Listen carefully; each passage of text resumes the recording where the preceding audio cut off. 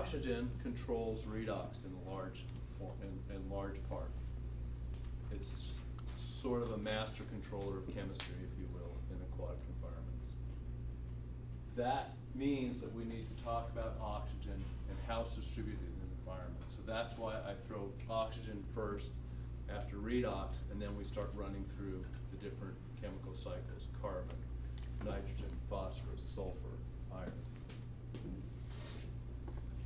So 20%, 1% of the atmosphere has oxygen in it. And the terminology gets thrown around: aerobic and anaerobic. Those are the old terms.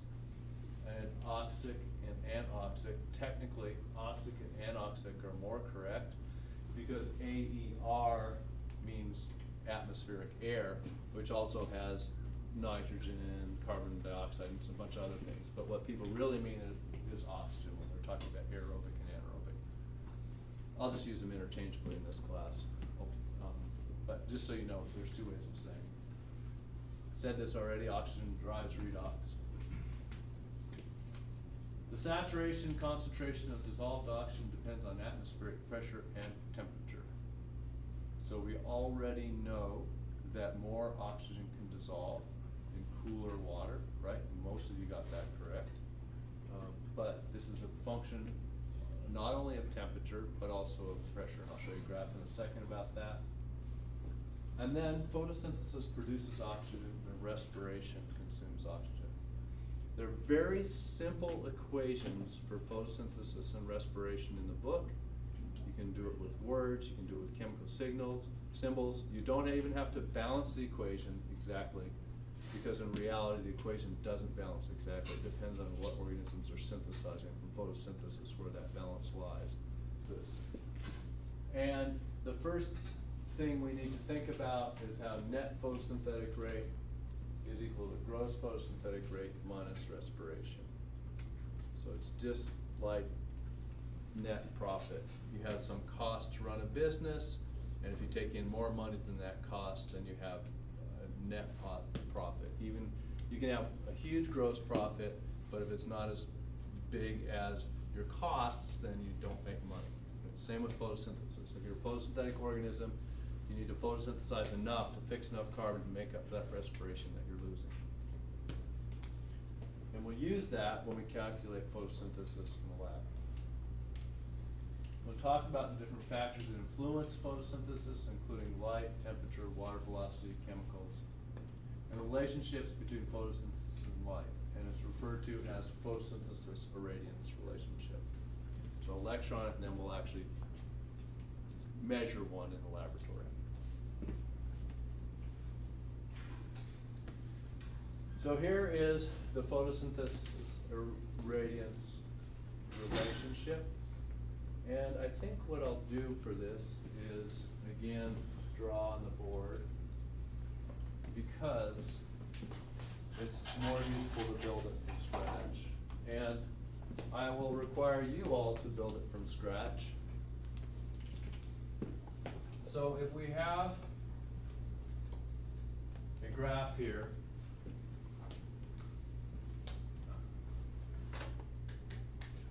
and this is full light,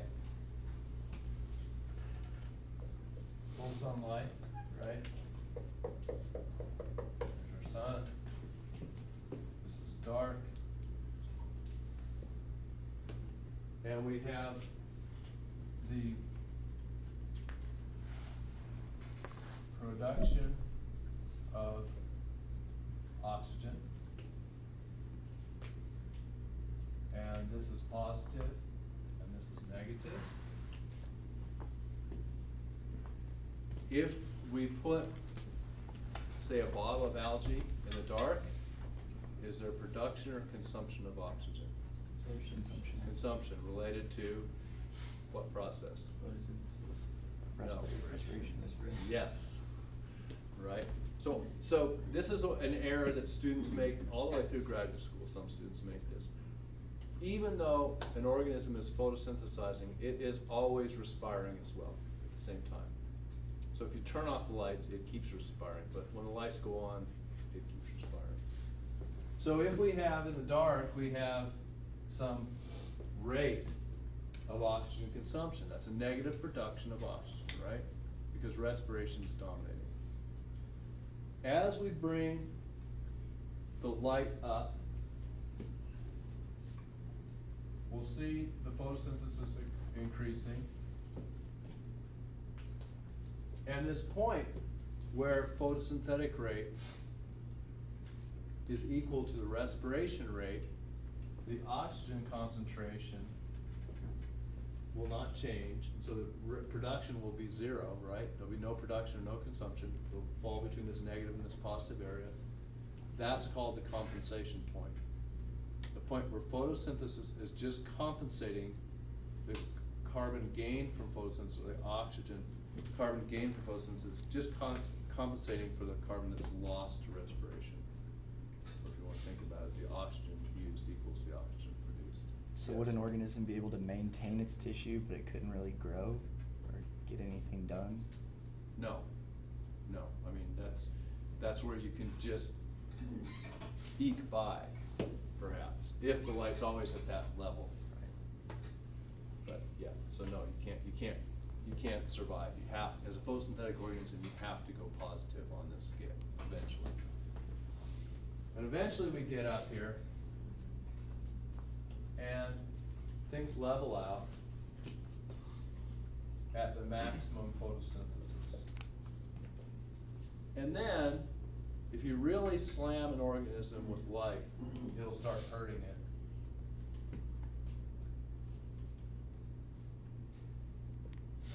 And you have inhibition.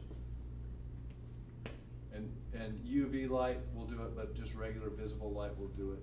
You get this photo inhibition. That's one of the worries about ultraviolet radiation increasing on the surface of the planet, because first because of chlorofluorocarbons, and now probably more because of nitrous oxide emissions from fertilizer used by microbes. They will have more of this inhibition, and it will harm the organisms and drive the photosynthetic rates down. So we have the comp point, the compensation point, we have the respiration, and we have Pmax, that maximum of photosynthesis, and the last thing that's left is this initial relationship between light and oxygen production, and that's called alpha. So if we had a species that always lived in low light, would you expect that was adapted to being in low light? Would you expect it to have a greater alpha, a steeper relationship between light, or a shallow relationship between increasing light? A steeper, right? So would you expect it to basically respond more quickly to light? Would you expect it to have a higher compensation point or a lower compensation point if it was also under low light all the time? Lower compensation point, right? And the steep alpha and the lower compensation point kind of go with each other. But you might expect it to trade off because it can't photosynthesize as high. It has high rates under high light. So that is, it'll be damaged more quickly by high light. Right. Go ahead. How does the damage actually happen? Like when you start to get inhibition? Right. Oh, that's a good question. How does the damage happen? So, photosynthetic organisms have pigments that harvest light, right? And we've talked about that. Chlorophyll, we've talked about the special pigments, the phycobilins and the cyanobacteria. If they're growing under low light, they're gonna synthesize a whole bunch of these pigments and collect as much light as they can. If they get into a situation where a lot of light's coming in and they're not using those energized electrons up to photosynthesize, something else is limiting them, how fast the CO2 is coming in, how fast the nutrients are coming in, whatever, how fast the machinery, the molecular machinery can just work. There's all this light energy they're collecting and energized electrons with nowhere to go. So they start reacting with all the molecules around them and damaging the biomolecular machinery of the organism. Some species have protections against this that live at very high altitudes or very high lights. They'll synthesize carotenoids to get those energized electrons before they react with other molecules. So we'll talk a little bit about watermelon snow, that pink snow in snowfields. It's actually carotenoids and algae that grow in that super high light area. Same reason why trout and salmon are pink, but trout in high elevations are pink, because the algae eat zooplankton, they're protecting themselves with the carotenoids, those carotenoids are concentrated by the zooplankton, the fish eat the zooplankton, and they concentrate those carotenoids, and they get that pink color in their flesh. It's all because of photoinhibition. Your salmon's pink because of photoinhibition. Makes perfect sense, right?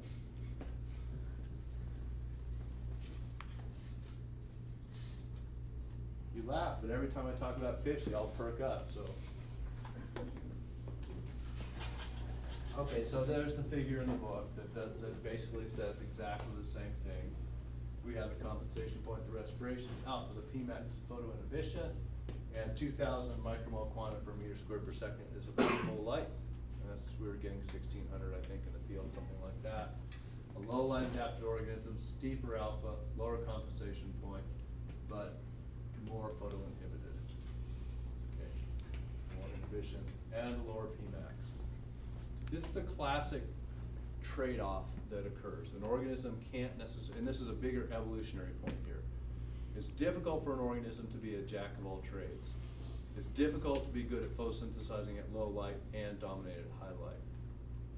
It's difficult to be a sit and wait predator and a very fast long distance swimmer as a fish, right? There's these trade-offs that are always occurring, and we'll see this popping up again and again in this class. This is the first place we've seen it.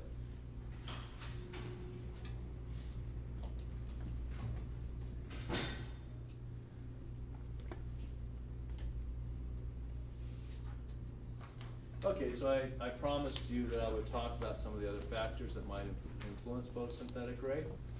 And so here's the primary production as a function of temperature. And what we see here is there's this sort of upper limit, and there's this exponential relationship, right? And that's typically what we see with organisms' relationships to temperature, that they tend to have an exponential increase in rate, at least up to a certain temperature. Let's say water's too hot for anything to survive. But other things can limit the rate of photosynthesis. So we have this envelope that's at the top of this, but you might have a situation where there's low photosynthetic rate because of something else. Nutrient limitation, toxin for the environment, something else.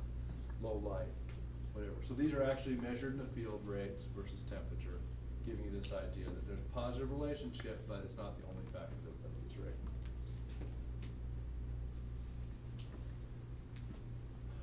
Water velocity also can matter. Well, we have higher photosynthetic rate and higher water velocities in some of these stream algae. Why do you think that might be?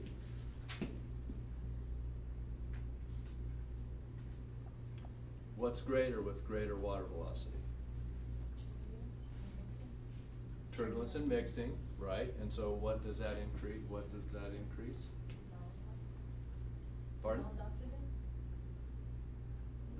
Photosynthetic organisms are trying to offload oxygen, actually. Oxygen's kind of toxic at high concentrations. Turns out that if you have a photosynthetic organism and you up the oxygen concentration, you'll actually photoinhibit it more. But you're getting close. What's faster? I mean, I sort of mentioned I want to talk about stratification. Nutrient availability. Nutrient availability, because it's able to diffuse in faster. What else? In nitrogen and phosphorus, but what else do photosynthetic organisms need to photosynthesize? Carbon. Pardon? Carbon. Carbon dioxide, right? So carbon dioxide flux rates into the organism can be greater. You're basically at higher water velocity, you're breaking that, making that diffusion boundary layer thinner and thinner. So the diffusion can be faster and faster. You get turbulent diffusion further and further, closer to those organisms. That layer that molecular diffusion has to go across gets thinner and thinner. So the rates get higher and higher. The diffusion flux constant rate gets higher. And then to sort of go off of what Lisa said, but flip it around, they're photosynthesizing and bringing up really high oxygen. So you remember that picture I showed you right at the beginning with the Elodea leaf, and it had an oxygen bubble on it? It was super saturating the oxygen next to it. That's actually can be harmful. And so it's a waste product, and it's getting taken away faster as well. So all the waste products get taken away faster, all the nutrients come in faster, and you get this positive relationship between water velocity and photosynthesis. The increase in ultraviolet radiation that is occurring at basically all over the earth. The initial thing that caused that is the release of chlorofluorocarbons into the atmosphere used as refrigerants for air conditioning and refrigeration units, and then also as a propellant in spray aerosol cans like deodorants and stuff like that. And actually, interestingly, people thought that supersonic air transport was going to destroy the ozone, and so they started studying the effect of the planes up in the high in the atmosphere, and they started seeing this big decrease in the stratospheric ozone over the Antarctic, and this hole starting to form, and allowing in the ozone, allowing more UV to come through. And they figured out it was these chlorofluorocarbons that go up in the upper atmosphere and destroy ozone. Ozone is bad near the ground for air pollution, but up high it's good. The international community within about 15 years agreed to completely phase out the use of chlorofluorocarbons. And so the problem essentially is stopped to a point. But actually the ozone hole over the Antarctica as of last year, 2011, was as large as ever. So it's not growing, but it's slowing down. And they're really going for it with those sirens, aren't they? Pardon? Air raid. Yeah. Never know. Maybe the nuclear plant's going down there. If it goes, we're in trouble. Yeah. How was it figured out that it was the, I'm gonna say, chlorofluorocarbon? Chlorofluorocarbon. That is what it is. Like, how'd they figure that out? Because they actually sent balloons up high in the atmosphere and sampled the chemistry. Yeah, so it turns out though, we'll learn about this a little bit, but denitrification leads to nitrous oxide production. And nitrous oxide also can escape into the upper atmosphere. And while it's not as active as chlorofluorocarbons, it also destroys ozone. The issue with that is that we're artificially increasing the amount of nitrogen entering the global nitrogen cycle by about twofold. And so over the long period, even though we've controlled the chlorofluorocarbons, there's concern that this trend will continue, and that these releases happen in such a way that it'll be more broadly distributed. Okay, so as far as aquatic systems, there's been increases in ultraviolet, and there have been a number of studies that have occurred to, essentially on a whole variety of different aspects of photosynthesis, and then that cascades to the rest of the system. And we talked about photoinhibition already, and part of the reason that photoinhibition is problematic is that there's physical damage of the cell's molecular machinery, and ultraviolet causes that physical damage. And this has been demonstrated in some of these studies right here, and including damage to DNA, but also other molecules.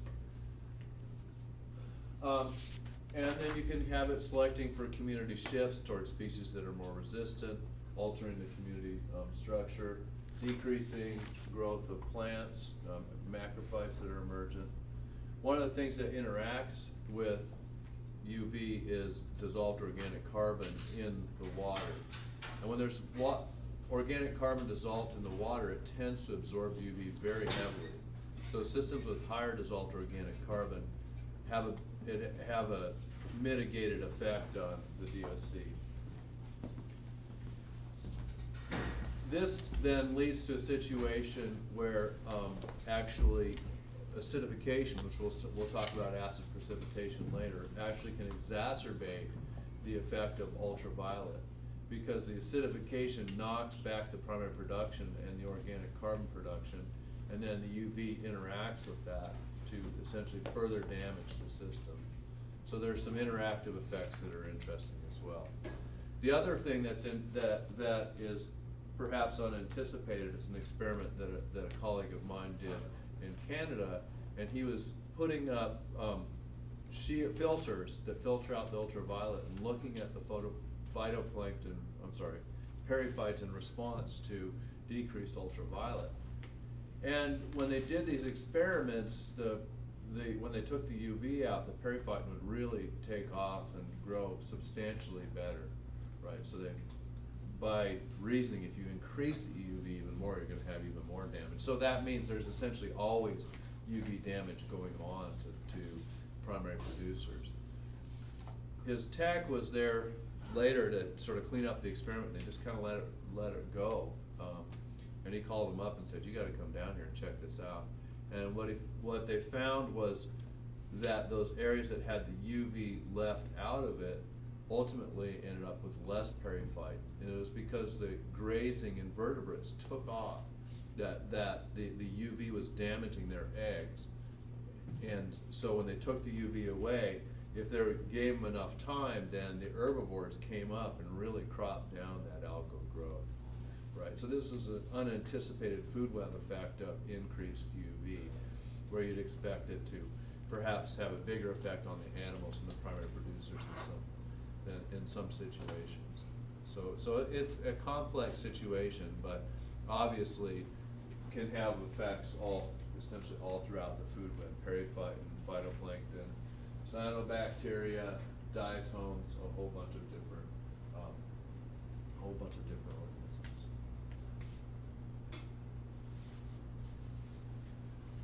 We'll talk now about how oxygen can vary spatially in different environments, and there's two here. The first, panel A, is groundwater, and this is actually at Konza Prairie Biological Station. And these were taken as wells were drilled up to 8 meters, and the one well is under a area that's been under continual cropland. The other one is an area that probably was cropped historically, but has gone back to grassland and was never fertilized with anything perhaps but manure, not with synthetic fertilizers. And it had been 30 years or so since, or at least since there's a crop on that. And we see that in the prairie in general, has a higher organic carbon, and it has higher rates of respiration, so the oxygen concentration is lower, at about 80% saturation. Whereas in the cropland, where they're turning over the soil and the organic carbon is essentially respired out of the system right off, we have more oxygen with depth. In contrast, now we're going very small scale, and this is distance in millimeters. And this is actually an undergraduate project in my laboratory, part of an undergraduate project, where Amanda Lopez took, it was Angie Eicham, took microelectrodes and put them against a degrading leaf in a grid pattern, right? And just measured how much oxygen there was at the surface of that leaf. And we see that there's parts so there's 0% and 100% saturation. That's all below saturation, so the microbes in that leaf are respiring and pulling the oxygen down. But there's parts even on the surface of the leaf where it's anoxic, where there's no oxygen whatsoever. But then there's other parts that are a little bit higher. This turns out to be along the ribs of the leaf, and that's the least biodegradable part of the leaf. It's that tough net-like rib that's in the center that the microbes can't really get at. So we can see over very small spatial differences, distances, fairly substantial differences in oxygen concentrations. This one's all driven by distribution of heterotrophic respiration. And here's some temporal variation in oxygen overlaid with spatial. This here is the oxygen coming out of the groundwater from Edler Spring. And you've been down in the box, right? So it's just water coming out of the hillside.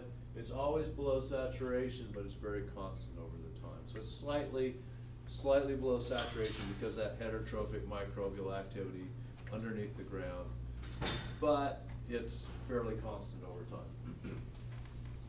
Because there's a long-term balance between carbon input, heterotrophic input, and it irons out even the seasonal differences.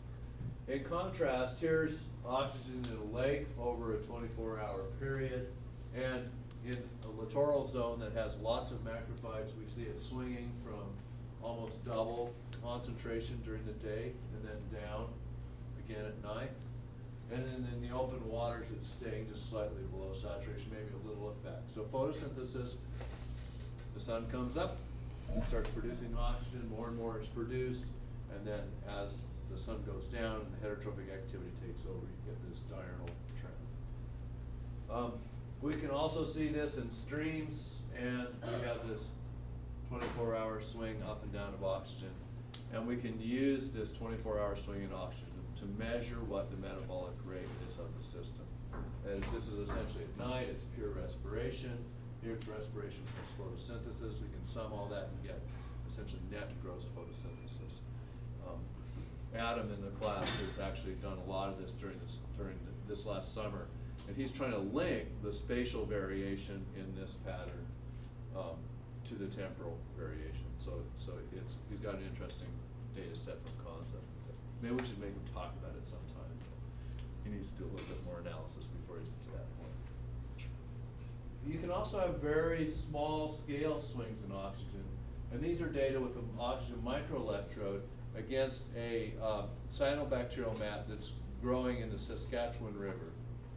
And this was taken from a time when I was up there doing some research on gross primary production in a workshop, and I had the microelectrodes and was showing people how they worked. And it was a little bit worrisome because all the experts were there and I couldn't get the darn things to work.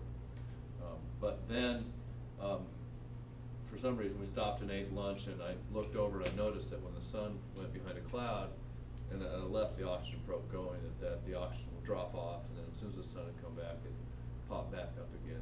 And so we have, in this case, this is actually the same mat with an artificial light.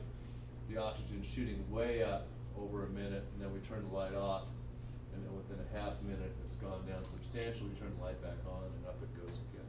So you can imagine that as the sun goes, as clouds go, as there's leaf shading, there's all this variation in oxygen that's occurring at fairly small scales in these methane situations where there's primary producers. So then you can think back to, okay, so this is going to affect redox. When we have anoxic zones developing, there's going to be a suite of chemical interactions that have different potential energy than if the oxygen's there.